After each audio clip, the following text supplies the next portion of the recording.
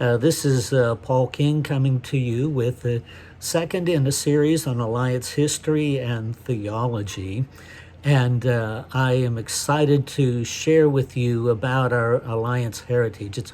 It's hard to know where to begin. There's so much to share, and I just don't want to rehash what is already in the books for All for Jesus and the usual reading fare that you have in ordination studies, but to get the whole picture and the greater picture of what has gone on in the Alliance. And so I'm going to start with the whole concept of covenant theology.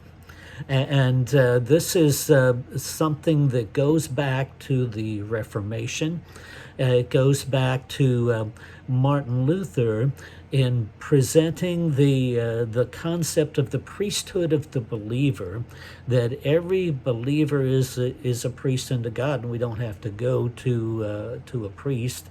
We can have a direct contact with God.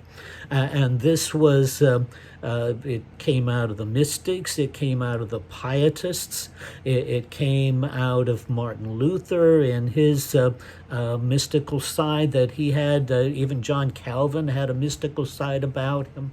And it has about this direct, immediate, concrete experience with God and with Jesus Christ. And so it's not going to the priest to mediate between us, but it's between us and God, and that fellowship and that relationship.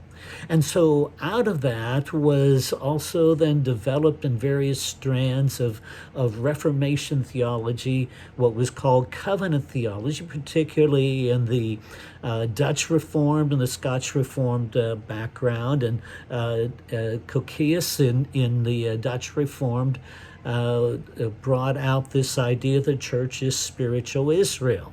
And now covenant theology went off in different directions, and one direction says that the church replaces Israel, and the church's spiritual Israel replaces the physical Israel. And then there's the other direction that says that there is a dual role for both the covenant people of God, the of Israel, and the covenant people of God, who is the spiritual Israel, and how they intersect and dovetail together. And so out of that, particularly in the Scotch Reformed and in the 19th century, covenant theology involved both of those ideas. And so you have the idea, yes, there is a physical Israel, and yes, there is a spiritual Israel. So there is a dual covenant theology relationship. But the most important thing that we see coming in developing the Alliance in this is the whole idea of as spiritual Israel, we have rights and privileges just as in physical Israel. Many of them would quote Deuteronomy 28, that the blessings that come upon Israel. Simpson would quote that as well, but mostly dealing with the spiritual aspect. Charles Spurgeon would quote it and say, well, it's also, we get the physical blessings as well as the spiritual.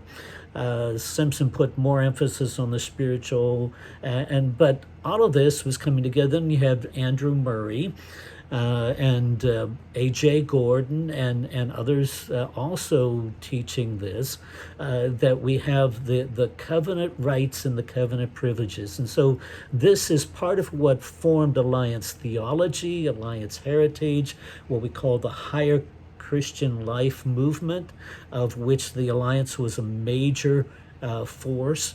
The idea that we have a covenant with God, we have covenant rights, we have covenant privileges, we have also called redemption rights or redemption privileges, the covenant of grace and the covenant of redemption.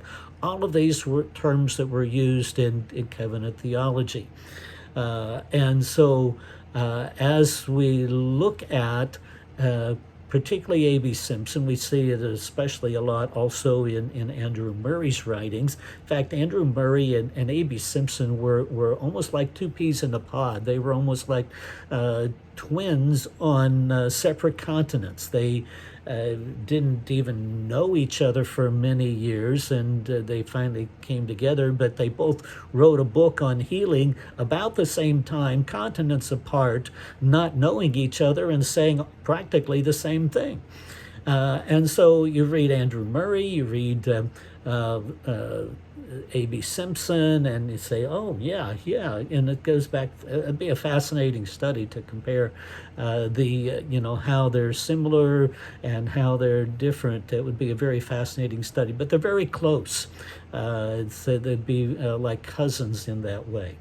But we want to explore more in our next session on more of the specifics things that A.B. Simpson and the Alliance taught about covenant rights and privileges, about the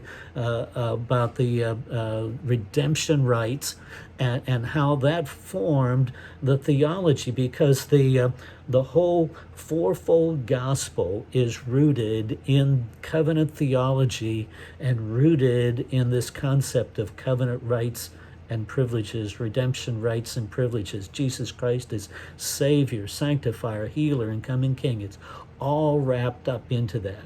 So we'll talk about that in our next session.